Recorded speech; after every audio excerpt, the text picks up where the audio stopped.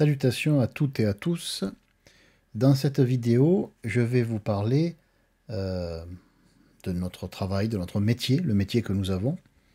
Et cette vidéo aura pour titre Notre job parle de nos besoins. J'aime bien le mot job en anglais. Hein. Notre job parle de nos besoins. Bon. Alors on pourrait se poser la question, en analysant un petit peu notre métier, notre job, qu'essayons-nous d'obtenir des autres grâce ou à cause de notre métier actuellement? Autrement dit, est-ce que notre métier est vraiment ce genre de métier que l'on peut avoir parce qu'on l'a préparé de longue date, ou est-ce qu'il peut être ce genre de métier que l'on peut avoir parce qu'on n'a trouvé que ça? Est-ce que c'est un métier qu'on va dire, qu'on va nommer alimentaire? Est-ce que c'est un métier qui nous apporte du plaisir, dans lequel nous nous réalisons, dans lequel nous avons la capacité de nous épanouir, par exemple? Mais au-delà de tout ça, que nous aimions ou que nous n'aimions pas notre job, notre métier, on peut se poser la question, non pas pourquoi je fais ce métier, parce que là, l'intellect serait intarissable et il nous donnerait un tas de raisons plus ou moins intéressantes d'ailleurs.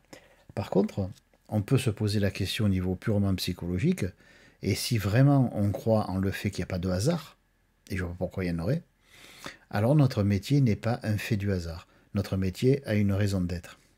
Et cette raison d'être, c'est que de même que notre personnalité est formée par tout ce que nous avons vécu, le moi est formé par notre historique, tout ce que nous en avons vécu, de la même façon, on pourrait dire que notre métier nous permet de vivre certaines choses, d'acquérir certaines choses, ou peut-être, et pourquoi pas, même si ça peut nous vexer sur le moment, forcer la main aux autres et les obliger à nous donner quelque chose.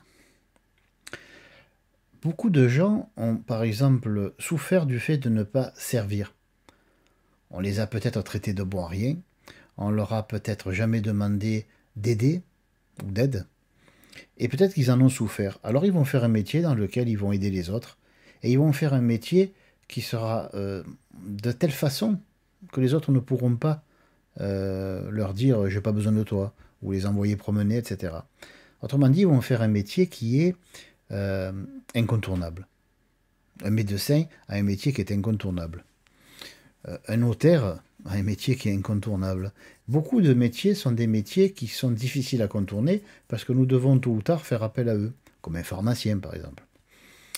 Donc nous voyons que certains de nos métiers, plus que de nous obliger à vivre certaines choses, obligent surtout les autres à vivre certaines autres choses. Hein.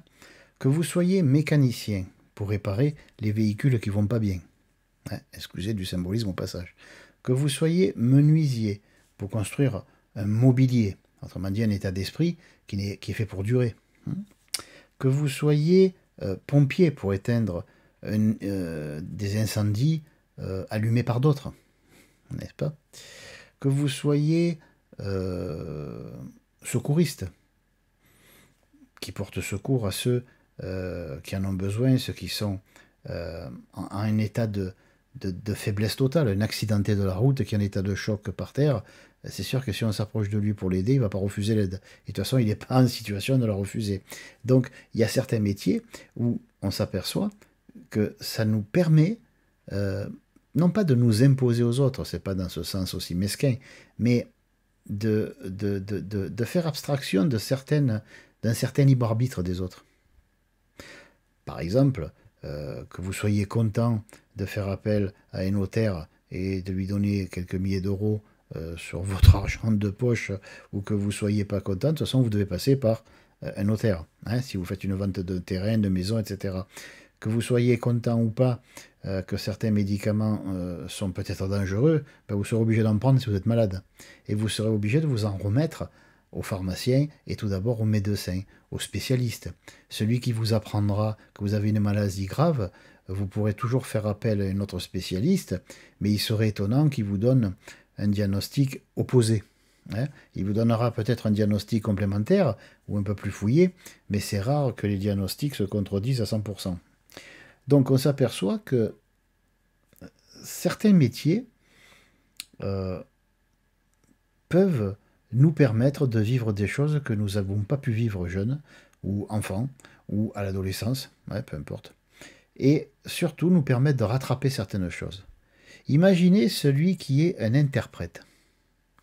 Pourquoi le choix du métier d'interprète?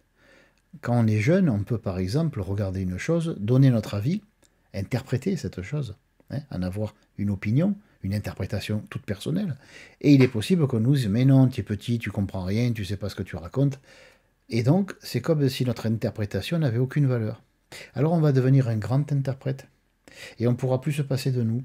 On ne pourra plus se passer de notre interprétation. Et là, les gens seront obligés de nous écouter, parce que non seulement ça sera notre métier, mais nous serons même payés pour ça.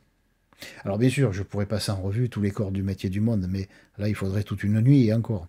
Donc, ce que j'aimerais vous soumettre comme idée, comme sujet de réflexion, de méditation, comme vous voulez, c'est analyser pour vous-même. On n'a pas besoin d'avoir fait longtemps d'études de psychologie ou de symbolisme pour arriver à voir le symbolisme de notre métier, si on le prend avec un autre œil. Bien sûr, c'est votre métier, vous le connaissez, donc vous le voyez tel que vous l'avez toujours vu.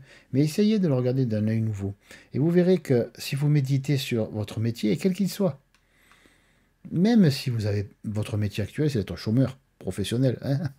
Donc voilà, vous avez une occupation, ne serait-ce que de ne rien faire, c'est déjà une occupation.